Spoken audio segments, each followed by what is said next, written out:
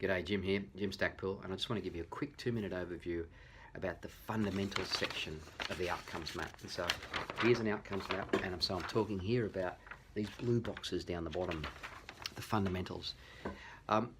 In using of the map, it's divided up as per our belief on Maslow.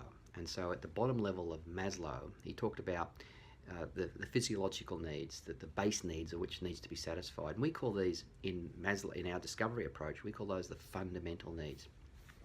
The fundamental needs by themselves are important to acknowledge, important to understand, but they're not the reasons for engagement. They're not the reasons why people will pay a certainty advisor to help them, usually at a premium price, to achieve. And so fundamental needs are more of the objective needs, not subjective needs, and they're more bland and general needs. So when people talk about security or having options, or people talk about paying off their mortgage or having a happy retirement or a satisfied retirement or ability to pay the bills, these are all fundamental. We'd even go as far as saying that any good advisor anywhere should be able to meet the fundamental needs of your financial life.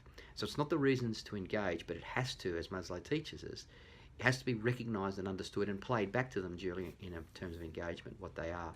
But they're not to be leveraged. They're to be recorded and understood, and then not to be dug into, I should say, but to be recorded and understood, for which then to have the aspirational conversations on top.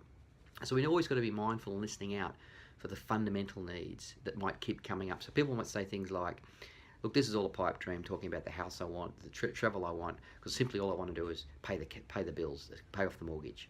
And so people will always drop back to fundamentals, and we just acknowledge it's fundamental our job to work with you to make sure we cover these fundamentals. But it sets us up to then talk about what are those aspirations. I look forward to working with you on these maps.